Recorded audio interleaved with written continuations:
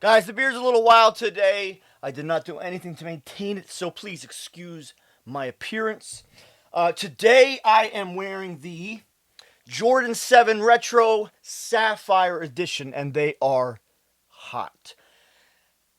I mean hot. These shoes are worth picking up. You gotta cop these. So as many of you have seen and asked, I am a sneakerhead. I love my Jordans, especially 5, 6, 7s. And many people have asked me to show more of my shoe collection. So what I'm going to do is I'm just going to share what shoes I'm wearing for each podcast. All right. So today we are featuring the Jordan 7 Retro Sapphire Edition. They are worth picking up. 2 thumbs up from me. They're comfortable, and it is absolutely the perfect springtime or summertime shoe.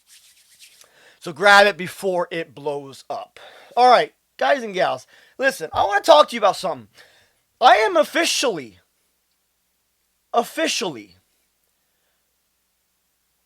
3, that's more comfortable, 3 days, 1, 2, 3, oh damn, I got to cut my nails. Shit. I'm officially 3 days, full days, and a half day, 3.5 days, kratom free.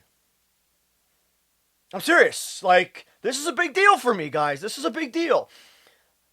I try over and over and over and over to kick kratom. I've been a daily user for 7 years, guys. It's in my freaking blood.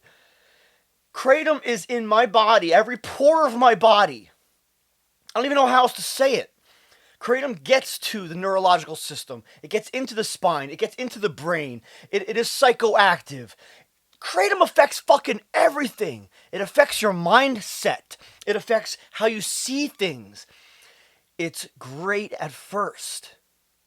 And many people who have social disorders will really, really benefit from low doses of kratom each week. Okay? Low doses each week. Do not, and I repeat, do not get into daily use. Guys, that is where the dangers lie. That is where the ball and chain will fucking just grab your ankle and attach and latch on to you. And your life will be about your addiction.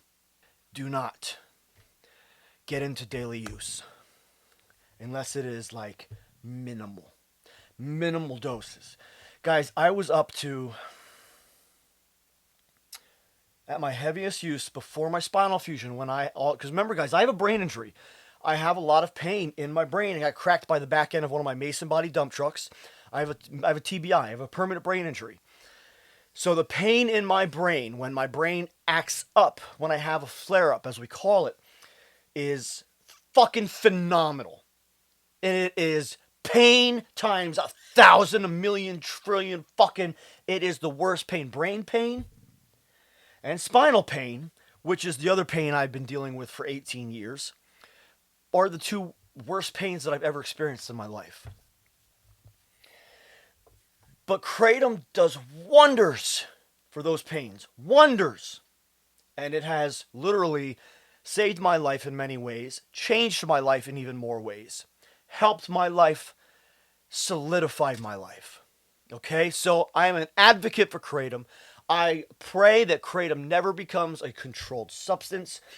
Nobody deserves to control what God has given us for our own use.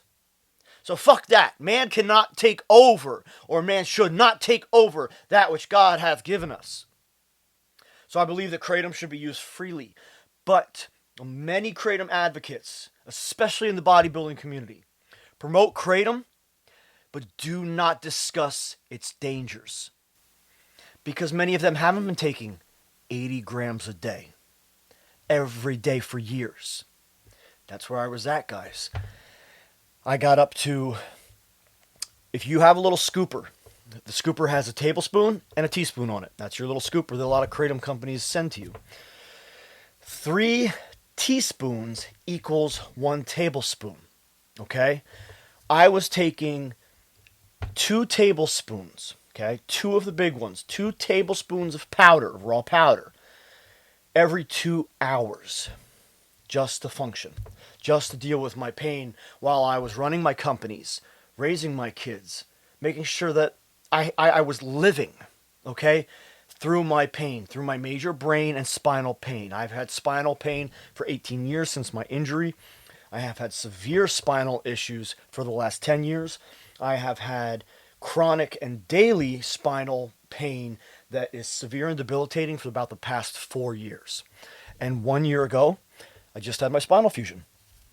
And that has changed everything. But I have permanent nerve damage in my right leg. My leg hurts like a motherfucker on many days of the week. And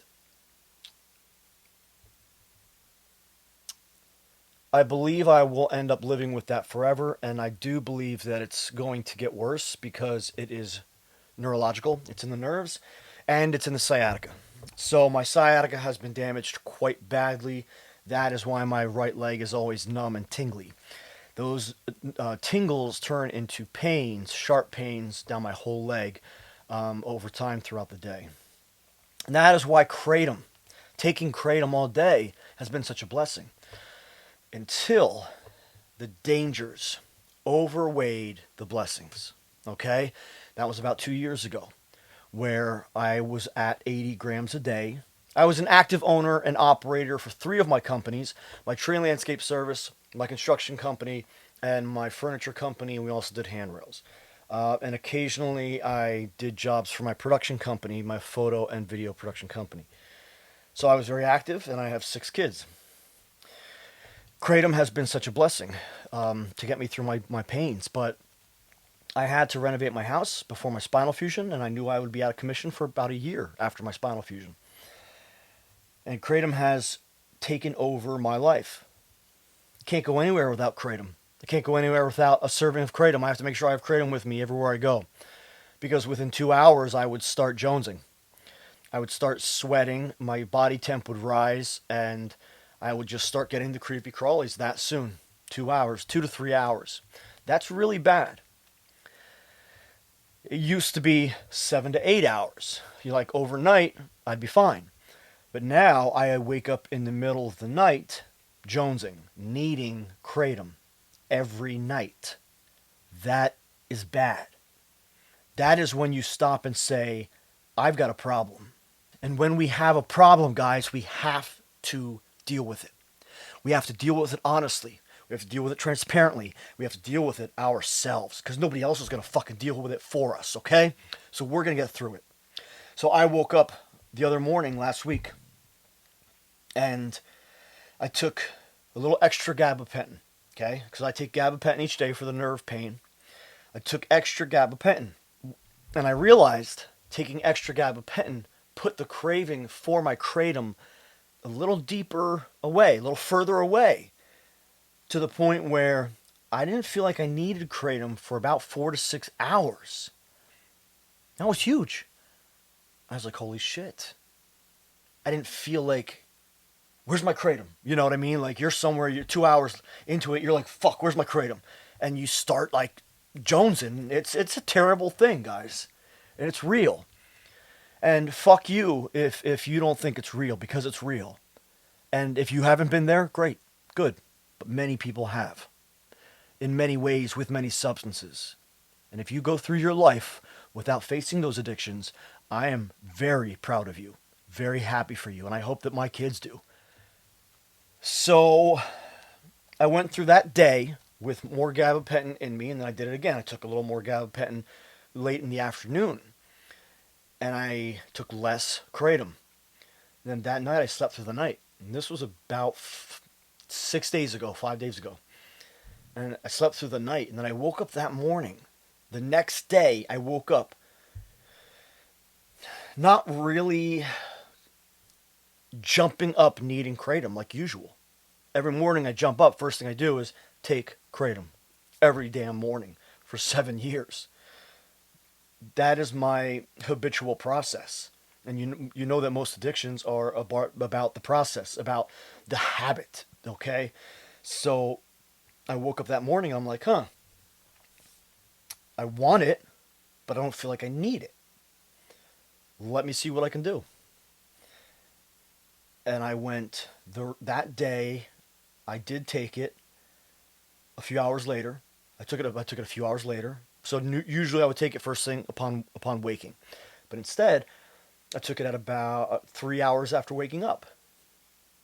Then I waited about, I think, 4 to 6 hours, and I took one more serving. And then it was the evening, and I took more gabapentin, and I went to bed. And then that night I slept through the night again, and I was like, okay. I woke up the next day, so this is like day 3 in this process here. I woke up the next day, and I was like, oh, more gabapentin equals less desire for kratom. That was the key for me. And this is what I've been looking for years. Everybody's talking about, what's that substance? Does kava help get off kratom? It didn't for me. Nothing did. I tried everything else.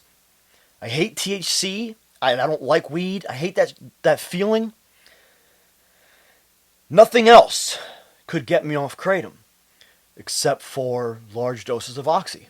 That was the trade-off. I could stop taking kratom if I had a lot of oxy on me. So you're still hitting the opioid receptor. You're still slamming the opioid receptors with the amount of oxy I needed to take for it to do something. That wasn't good either. So again, back to that morning, I woke up and I was like, wait, I have that, I don't need it feeling. I want it, but I don't need it. And in that fucking moment, I made a choice.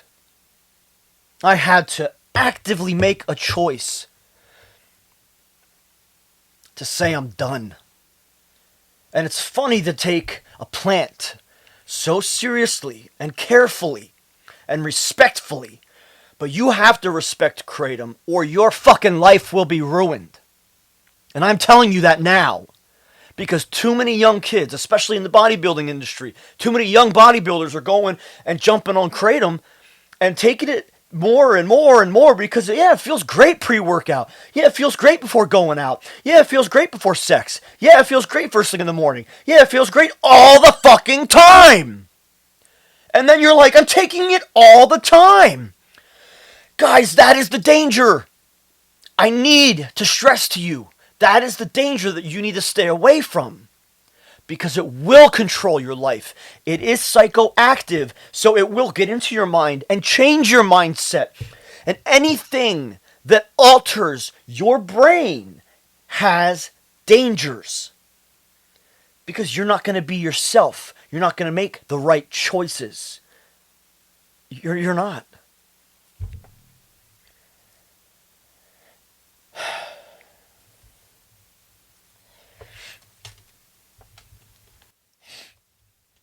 So that day, I made the decision that I didn't want any more. That I didn't want any more. That I didn't want to be chained to anything anymore.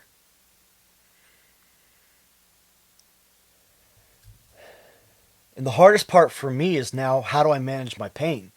Because I have a major brain injury and I have a major spine injury, a spinal fusion, and permanent nerve damage down my leg.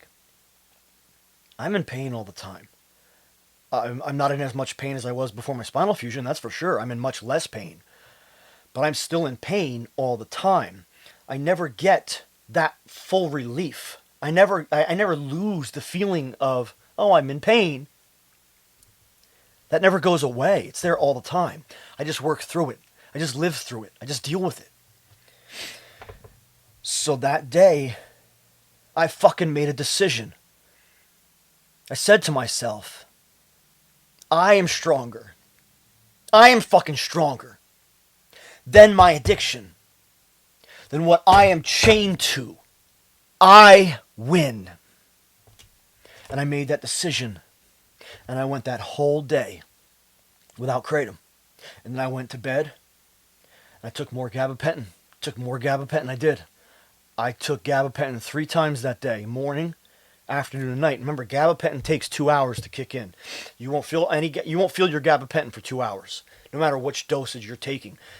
I take 800s 3 times a day normally to deal with my pain. That's what I'm prescribed. So I took more in the morning, in the afternoon and at night. But I didn't take any kratom. Then the next day, I took more gabapentin. I tried CBD gummies because everybody always says CBD and THC. THC, I could see how that could help because that will give you some other high or buzz, or some people, I guess, get happy and get a euphoric feeling off of THC and weed and all that shit. But again, I don't like that feeling. I don't like that head high thing. I've taken the THC gummies from the smoke shop. I've tried the Delta 8 gummies from the smoke shop. I don't like that shit at all. So for me, I just stuck with my gabapentin. Took the CBD gummies and went 2 days. Then went 3 days. 3 full fucking days without kratom. And that's a big deal. 3.5 full days without kratom. So at the end of today is 3.5 days. Tomorrow is day 4. And then obviously so on. And I put my kratom away in a bin so I don't have to look at it. When I look at it, I want it. When I think about it, I want it. I still want it all the time. I'm still very sweaty. My body temp is all over the place. I have the cold chills. I have the sniffles. I've had a few sneezing fits from it. But primarily, the worst withdrawal symptom that I experience from withdrawing from kratom is the entire body, creepy crawlies. You want to jump out of your own fucking skin and start screaming and shaking. It's so bad. And it is so bad. But I hope you get the point. And the point that I am making in this entire video, I intend to be without kratom. I'm not saying I'm never going to take kratom again, because I love kratom. I'm a kratom advocate, but I don't want to be chained to it ever again. So if anything, maybe I'll take it once a week. I don't know. I haven't decided yet, because there's that danger. But kratom hits those opioid receptors in like a beautiful way, and you're like, this is amazing. I can now live this way all day long. Why not? Well, because then you become addicted. That's why. All right, guys and gals, thank you for watching. I'm going to keep you posted. Stay tuned for an update, maybe day 7. I'm sleeping through the night, except to pee, but like the higher doses of gabapentin is what's keeping the craving away from me. And it's also keeping the creepy crawlies at bay, because gabapentin is a neurological medicine. So it's going to work throughout the body and the nerves. So it does help that entire body, jumping out of your skin issue. That has been the key factor for me. Absolutely. Hands down. All right, guys and gals, I hope you are all well. I appreciate every single one of you subscribing to the channel, hitting the like button, tapping the bell to receive notifications every time I release a new video. I'm Coach Hard Gains, and this is Hard Gains, the podcast. Thanks for watching. Man, you guys don't even know.